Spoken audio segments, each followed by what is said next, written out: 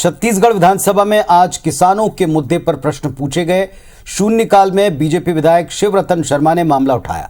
कहा कि बेमौसम बारिश से सब्जी और बाकी की फसलें बर्बाद हुई। सरकार का इस तरफ ध्यान नहीं, कोई सर्वे अब तक शुरू नहीं हुआ।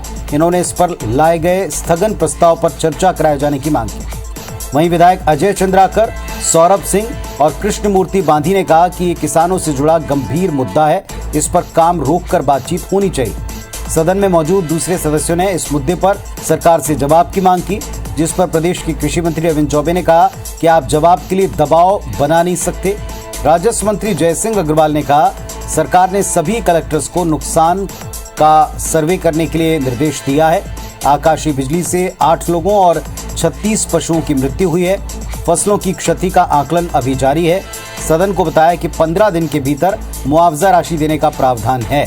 जल्दी आकलन हो जाएगा और इसके बाद सहायता राशि प्रदान हो जाएगी। इस पर नेता आकलन हो जाएगा और इसके बाद सहायता राशि प्रदान हो जाएगी। इस पर नेता प्रतिपक्ष नारायण चंदेल ने कहा 8 लोगों की अकाल मौत हुई है, तुरंत ही उनको मुआवजा मिलना चाहिए।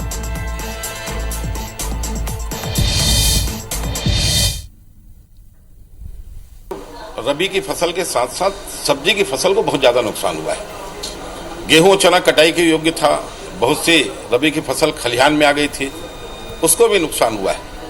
और दुर्भाग्यजनक स्थिति यह है कि प्रदेश सरकार ने घटना के 3 दिन बाद भी इसके सर्वे का आदेश नहीं दिया। लगातार 3 दिन से जो मौसम खराब है उसके जो भी फसलों का नुकसान हुआ है, मकान का नुकसान हुआ है या 8 लोगों की जो मृत्यु हुई है, उसका सबका आकलन किया जा रहा है लगातार, और उसके लिए अतिशीघ्र ही उनकी जो मुआवजा राशि वो प्रदान कर दी जाएगी। और इस वक्त राजेश मिश्रा हमारे सहयोगी हमारे साथ में जुड़ गए हैं, सीधे उनका रुख करते हैं। राजेश जी, आज किसानों के फसलों के नुकसान के बारे में बातचीत हुई, क्या अभी तक हुआ है सदन में, बताएं।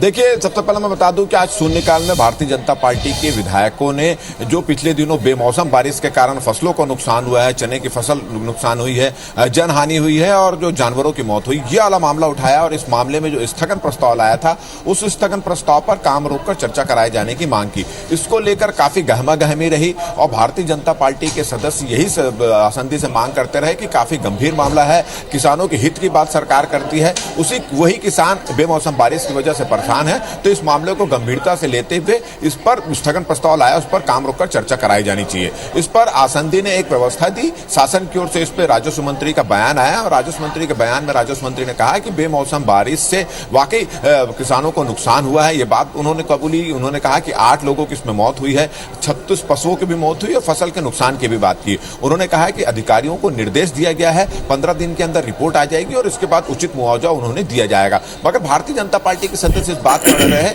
कि सरकार को इस मामले में जो लोग मरे हैं उनके घर में तत्काल सहायता राशि प्रदान करनी चाहिए और इसमें अविलंब सर्वे करवाना चाहिए, जो सर्वे अभी तक शुरू नहीं हुआ है। तो इसको लेकर सत्ता पक्ष और विपक्ष के बीच काफी तीखी नोकझोंक होती रही। फिर आसंदी ने एक व्यवस्था की कि इस पूरे मामले में किसी और माध्यम से चर्चा कराई जाएगी, मगर भारतीय जनता पार्टी के सदस्य इस बात पढ़ रहे हैं कि ये काम गंभीर मामला और इस पर काम रोककर चर्चा कराई जानी चाहिए। मगर आज 6 विभाग के बजट अनुदान मांगों पर चर्चा थी, इसलिए किसी और व्यवस्था के तहत इस पर चर्चा कराए जाने की व्यवस्था दी। इसके बाद भी भारतीय जनता पार्टी के सदस्य काफी शोर शराबा करते रहे। तो आज का महत्वपूर्ण विषय यही था कि बेमौसम बारिश से किसानों को जो नुकसान हो रहा है, जनहानि हो रही है, उसको जल्द से जल्द मुआवजा मिलना चाहिए। इसको लेकर काफी हंगामे की स्थिति निर्मित हुई। वहीं अगर हम प्रश्नकाल की बात करें तो आज स्कूल शिक्षा मंत्री बहुत सारे प्रश्नों पर घिरते नजर आए, जैसे एकलव्य स्कूल के निर्माण में जो अनियमितता बरती गई है, जो नियम कानून की अनदेखी करके उस पर निर्माण किया जा रहा है, DFM फंड का उपयोग किया जा रहा है, स्वामी आत्माराम स्कूल का भी मामला था,